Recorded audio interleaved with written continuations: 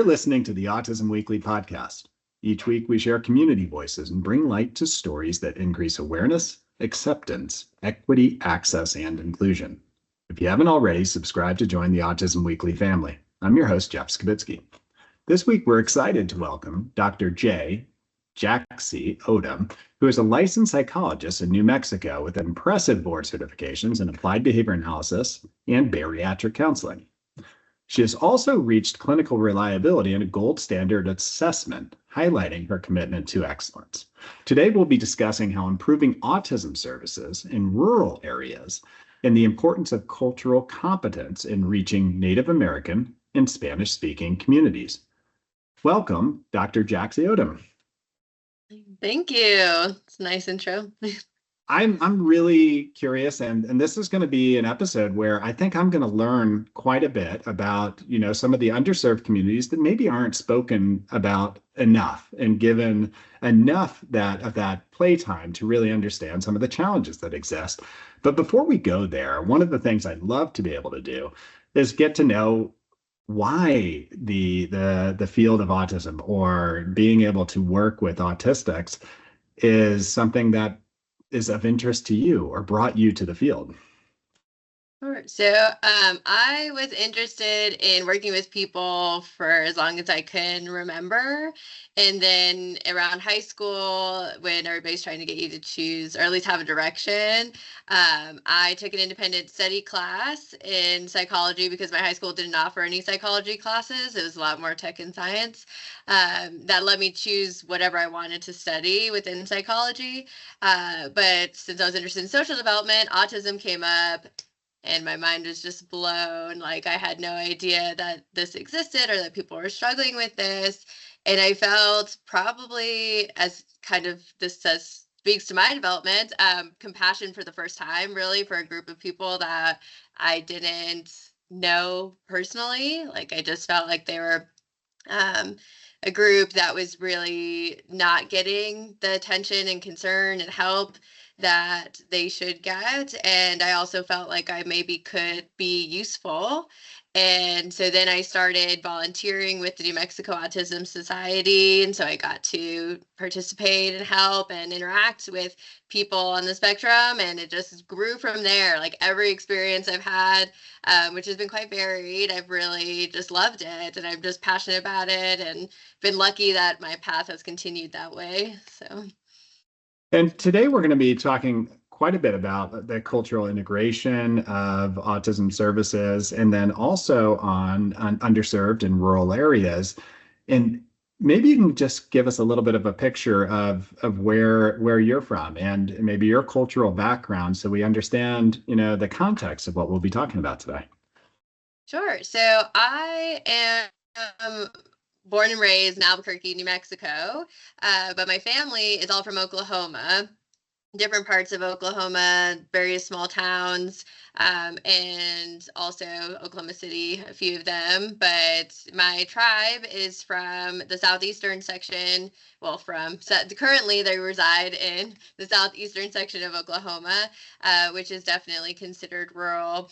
And the state of New Mexico as a whole is definitely considered rural, although I live in the city part, the more urban part of it. The vast majority of the state is very rural.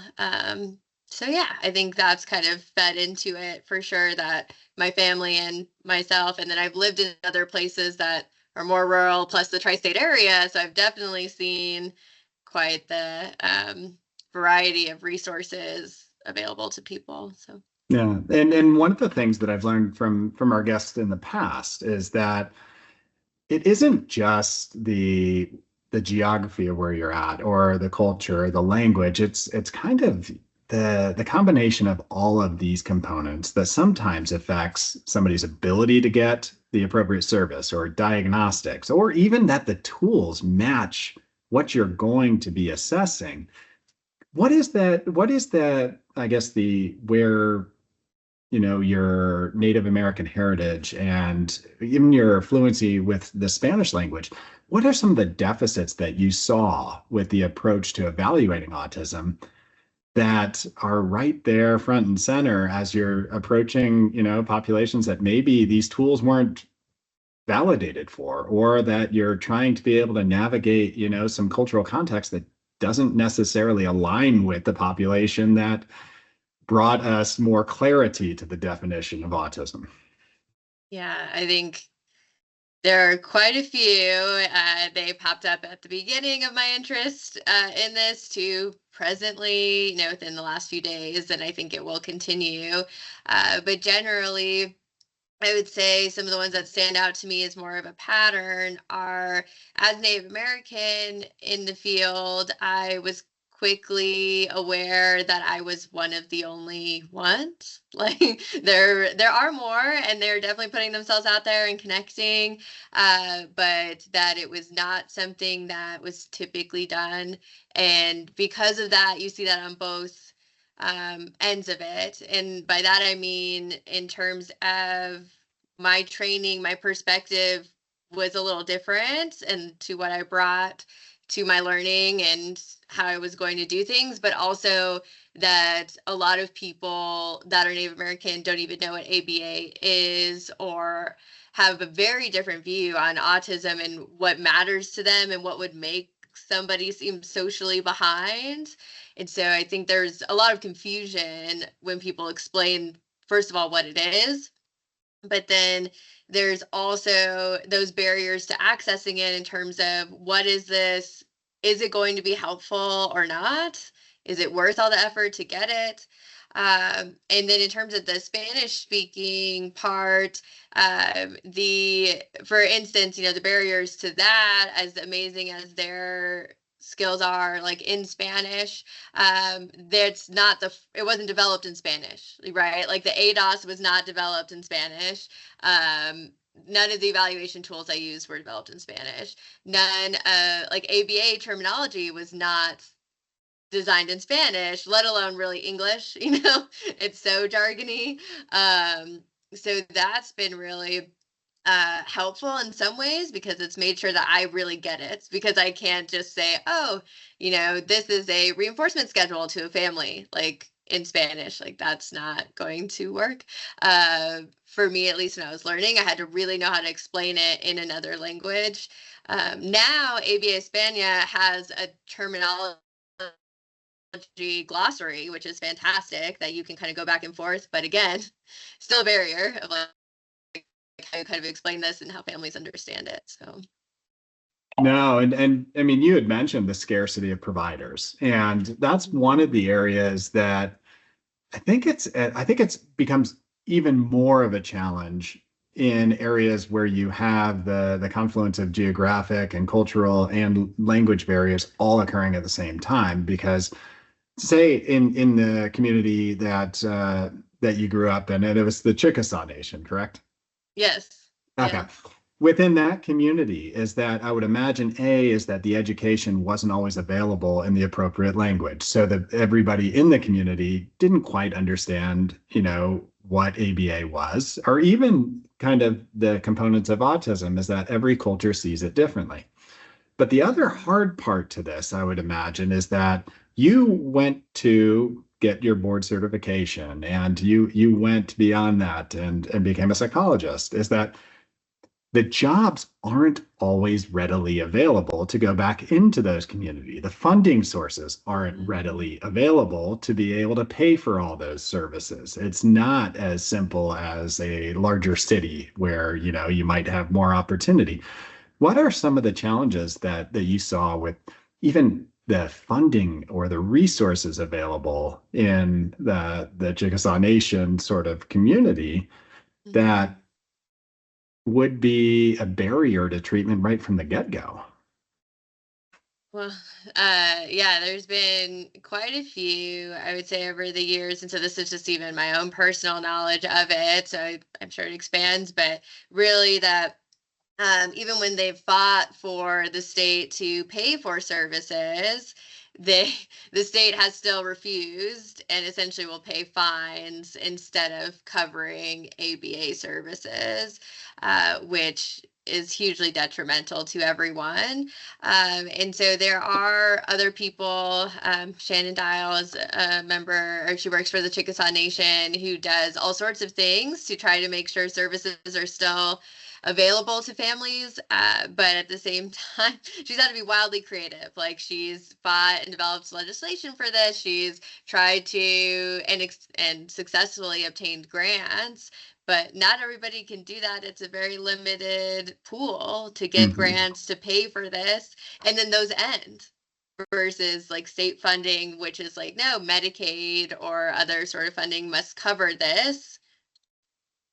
That's kind of forever, essentially, right? Versus like, okay, for 2 years, whoever can get in, we're going to try to reach you within this small, and hopefully your family's ready, and then deal with that. And that inequity of resources that you're talking about, I mean, it automatically means that it's going to be a lot harder to be able to provide the same quality of care or the same frequency of care, or to be able to get collaboration amongst professionals, all of which costs additional money and resources. And if you're doing this with grants, or if you're doing this with trying to be able to manage it within a small nation budget like the Chickasaw Nation, is that they're not looking at a federal budget of the United States helping them out, or the state budget of Oklahoma or wherever it may be. It's like they're trying to do this all internally, which means resources are split across a variety of different services, making it so much tougher. So the access has got to be so much harder right from the get-go. Is that a deterrent in itself for families, just knowing that, hey, you know what, I can't even get the care that I'm seeking? I definitely think so, because getting an autism diagnosis is not easy either. It's not as simple as, hey, my child's a little behind, I'd like some services, and they tell their primary and it's over, right? Okay, great. Now you have all these services. That's not at all what happens. And even the wait lists to get a diagnosis can be very long. And meanwhile, you're just trying to figure out and cope with what to do. And so the diagnosis part is challenging, and you need that to have a chance to get services. So if you're thinking like, I'm not going to get the services and I have to go through all of this, and it can be very expensive, like thousands of dollars to get a diagnosis. So I've definitely met with families that's been a huge barrier, and they've missed out because of that. Like, why pursue it? Why put my child through this? Why put my family through this if we can't even get help afterwards? Are there unique strategies that you have to think through? Are there creative ways that you've heard people talking about, this is maybe an approach to be able to bring more services in the area? Is it a matter of more telehealth services? Is it a matter of maybe having mobile clinics that can help support? I mean, what sort of things have you seen that help to be able to increase the access to care in some of the areas that maybe there aren't enough providers or enough resources to go around? Yeah, what you've said have definitely been helpful. So I do telehealth evaluations on weekends for families and adults throughout New Mexico. And I think telehealth can be really helpful for that for several reasons. I mean, the other barrier we're talking about is I've worked with families where the parents cannot get their child to go for 4 hours in a car and then stay overnight and then go through 4 hours of testing and then drive back 4 hours. Like, that's really not feasible. And to be able to address that can be very helpful in terms of telehealth. But then again, for communities and other ways, it's helpful to be there. So sometimes in my postdoc years, they had a setup. In my internship years, they would do things like mobile clinics where they knew the communities fairly well, and they would set up through a certain center there some sort of pop-up clinic that you could then schedule to be seen in person. But those would only happen a few times a year. And so you'd reach that community, but maybe 2 to 5 people, maybe, and then you leave. So yeah, I would say those strategies are definitely being used and are helpful, but still kind of limited. I do think community partnerships are the best way to do it, because they need to understand why this matters, and they want to understand that you're going to do something that helps them and to trust you on it. Recruitment. But recruitment is hard because of what we just talked about. If you're not going to reimburse the services, nobody's going to come to the place where they can't get paid to Absolutely. do their job. So Even those with unique ties to a community, is that if they can't come home and find that right job and can't find a way to be able to make their bills work because, I'm not getting reimbursed enough to be able to be in this location and help the community I care so much about, is that they're leaving as well. And that does make it really tough. But you had mentioned that you're involved in trying to be able to kind of do some of the teleconsult and telediagnostics and services like that. mhm. You're in a unique position, is that you, in some of these areas, is that you understand the culture. And so how do you make sure that you're tying cultural competence, or that you're moving that into your evaluations and treatments, and that's a hallmark? Because I would imagine is that every culture that you work in, autism presents differently, and the way that you're doing interviews with parents, so they're going to be relaying information very differently because they're prioritizing what they're seeing, which Right. has got to change a viewpoint. So how do you make sure that that's integral in your assessment?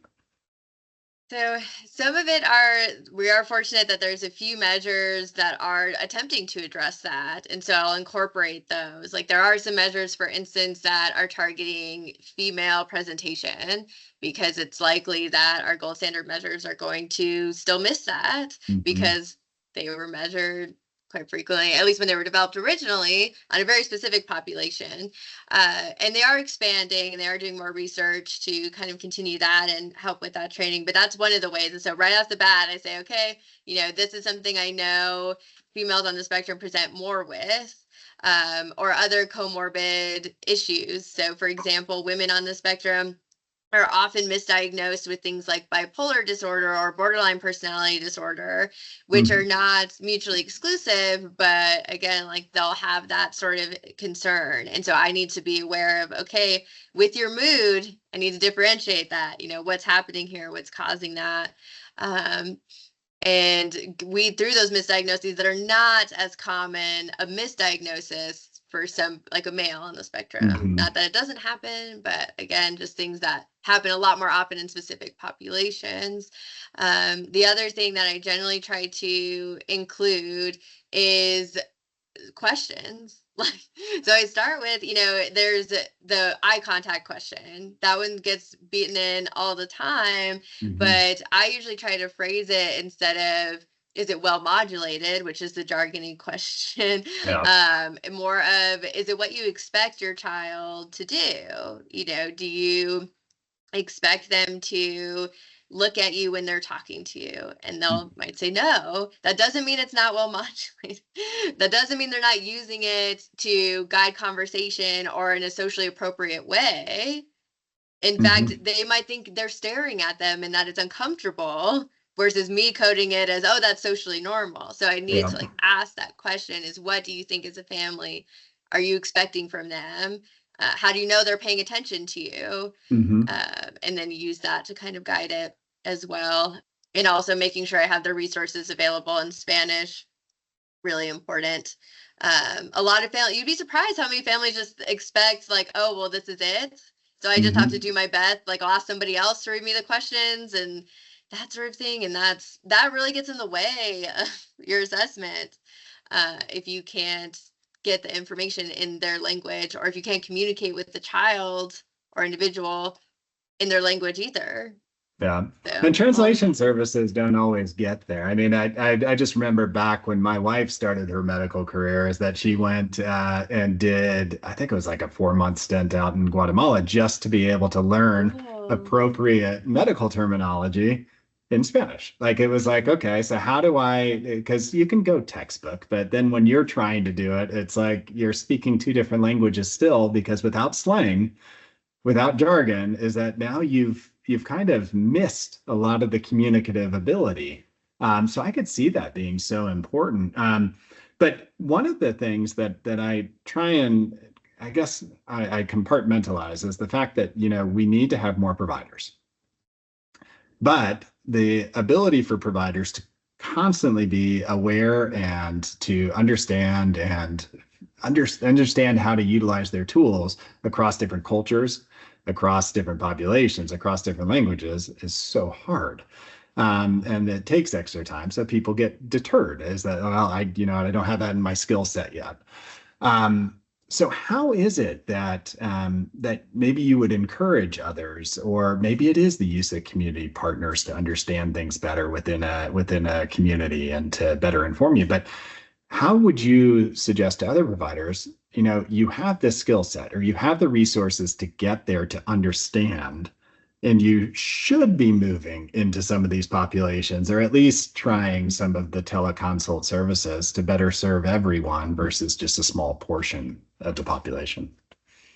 Yeah, I would say being open to creativity is really important. So it's a tough balance, but working with rural populations, I think, provides this very unique opportunity in that creativity is forced. Like if you want to work with them, your standard, like, oh, we all come into the office and the child is X age and we have these services already and this eval already from school, like that is just not going to happen typically with this population.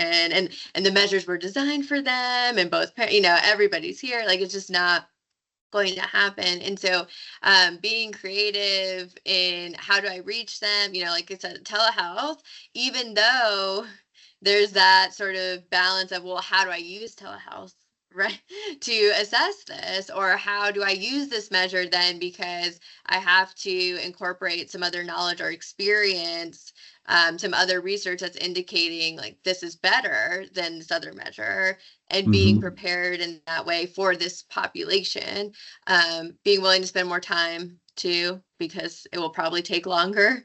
Yeah. Uh, but the other thing that I'm saying with the balance is that we also, though, don't want to get so far out there where that's dangerous to a rural population and we feed off their desperation. That scares me too. So not doing things, being willing and open to things that have evidence, Yeah. and that could be helpful, and incorporating that along with things that have a longer history of evidence, and trying new things, but not things that could be dangerous or harmful or misleading because we've gone way too far outside. Mm-hmm. Um, so yeah, trying to Yes, balance that is hard. yeah, but I think I resonate with that fear of watering down the service to a Mm-hmm. point where, is it really what was intended anymore? And I think that if that's in the back of our mind of, am I still doing what's appropriate for the client or the patient or whoever it is that you're using any sort of telemedicine with, I still think that you can constantly do the right thing. It's a matter of not taking the shortcut and always kind of making sure that you're true to whatever form of science that you're actually practicing. Um, but the cultural piece to that is also, I think, a challenge. It's even if I go into rural parts of my community, is that just working with the families and understanding a little bit about where their needs are and what their expectations are, it would differ from maybe a more urban part of my community. And it would differ even socioeconomically. It differs slightly what expectations are and what priorities of goals are. Would you say is that, getting that, I guess, community informed practice where, you really understand who's receiving the care, what they care about, what you're actually going to be focusing on is something that's universal. And if you're applying that, it kind of works across all the communities that you're doing. Yeah, I would say as a framework, that's an excellent approach, is coming in with that openness to any community that you're working with, even if it's your own community. There's definitely been times where I've thought, oh, yeah, this is, somebody grew up down the street from me. We're going to view this the same way. And you skip the step, and then it Mm-hmm. comes back to bite you. Where you're like, oh, no, that was an assumption that we were not the same on, even though I thought that. And so making sure that you come into any interaction with that in mind of like, okay, what are their needs? Let's center that. What's applicable to them? and that sort of thing. And keeping in mind, again, like their perspectives could be very, very different. I had a mother recently tell me, who's Spanish speaking, that she was really beating herself up because she should be expected to love her child no matter how he is. Mm-hmm. And so to be sad that they can't go to family functions for very long because he'll become so distressed and he'll start breaking things and turning lights on and off and running away. And she's like, I shouldn't be sad or upset at him for that, even though she's missing out on all of her family events. And having to talk to her about that, it's like, wow, it's really interesting is that there's this cultural expectation for you that you should just love him and not do anything about that, Mm-hmm. and just sort of almost martyr in a way. She didn't use that word, but like sacrifice yourself because you love him so much. Versus, I think some other cultures would say, no, you should be doing everything possible to like fix your kid, right? Yeah. Like, and all these other aspects, right? So I think going in, being aware that parents and individuals have other narratives about what this behavior means than I Mm-hmm. do is really important. Yeah. And I like that story because it's not always that you're trying to change their narrative. Right. It's you're working with their narrative. You're helping to empower everybody involved, knowing that that's the belief system and that's the values that somebody's Mm-hmm. sharing with you that are important to them. And how do you work treatment around that? And I find that to be extremely important and powerful in any sort of treatment model. Um, but you had mentioned earlier the value of some of these community providers, and I do want to kind of go back to that because I in any sort of rural community or any sort of underserved community is that the reliance on having more collaboration, whether that's with schools and medical providers or behavioral health services, along with kind of more family and even daycare situations. It's why is that so critical in a care model is having this almost wraparound approach of everybody understanding how to be able to work well with whoever it is that they're trying to serve. Yeah. Wow. Really good. Yeah. Really good question. And it's, I agree. It's so crucial and kind of, I guess, because I already said it, but it's also that without that, it falls apart, honestly, because a family or individual and one provider cannot meet all of the needs of any sort of healthcare situation.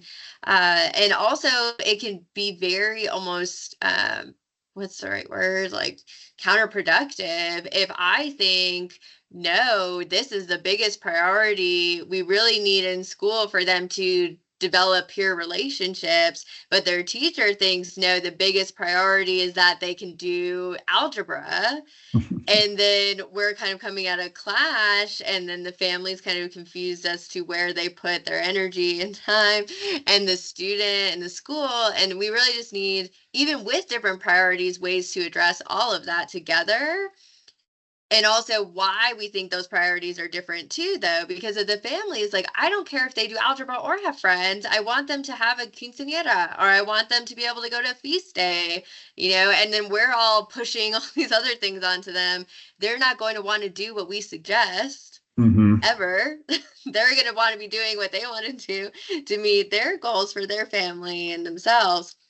And so to not have everybody together to support that and their goals and their needs is just going to fall apart because nobody's going to be wanting to do what we're doing. It's just us Absolutely. arguing with each other. And to have those community partners also helps with that communication. Yeah, like they see them, they have more information. Like I've seen them in this context, like a teacher being able to tell me, well, I think their friendships are fine or where they're at, but if they can't do math, then they're going to be dependent on other people their whole life. And that's important to us culturally, that that doesn't happen, or that sort of thing. And so having that communication can help out in all those ways and Mm-hmm. prevent relapse, I guess. Yeah, and not only that, but I mean, it probably allows somebody to feel and to be more empowered earlier in their treatment, so that you're not having this length of stay for treatment that is inordinate to what should be occurring. But you had, I mean, just even going through that whole discussion, I'm thinking, okay, so there's obviously barriers to the equality of resources that are allocated. And in underserved communities, it almost becomes even more pivotal that you're not wasting any of that resource. Is that if the school is able to help to impress upon any sort of the behavioral health needs and make sure they're being met, you need to use the school to be able to help support those. If the medical care is relying on a behavioral health team to be able to give them some information and data coming back on anything that they're doing, and you're not doing it, is that you're wasting very valuable resources when there is a scarcity at times. So I see that as so pivotal. Well, you've done so much good work on trying to be able to put this out there and be able to highlight the need for a lot of these pieces of our healthcare system that maybe require more cultural competency and more just conversation about. But not everybody has these resources to go back and kind of share with their communities. Do you have any resources that you would like to share with our listeners to help to kind of move these conversations along? Sure. So it's tough because I don't, right, as we were talking about, it's not like every rural community needs X resource or even just every family or that sort of thing. And depending on where you're at, if you're a BCBA, what you can use versus somebody with a 3-year-old versus an adult that's, in rural communities on the spectrum. So I would say generally, if you have internet connection, then to use that by looking for virtual opportunities that would work for your family. So that could be something like an assessment, or if you don't think an evaluation would be helpful or you've already had one, there are a lot of actually great groups. So social skills groups that happen online that I think would be beneficial for anybody on the spectrum or family members, again, because the coordination of services that you have to do as a parent or is could be really hard to then also get somewhere and go from there. And so there's a lot of really great groups for, I think, everybody impacted by autism or any other sort of healthcare condition, but that specifically, so they exist. So whichever one kind of resonates with you, to look into those and participate in those. Usually whatever state autism society you have, those are pretty ubiquitous at this point. They'll have groups for families and events and things like that throughout wherever you are. And so being able to go to that and connect with people, so important. Other things, if you don't have access to the internet or that sort of services where telehealth or other things wouldn't work for you, would be looking into different books and movies that would resonate with you. Thinking in Pictures by Temple Grandin, really fantastic book and interesting movie, especially because she is a female on the spectrum as well, and also an advocate.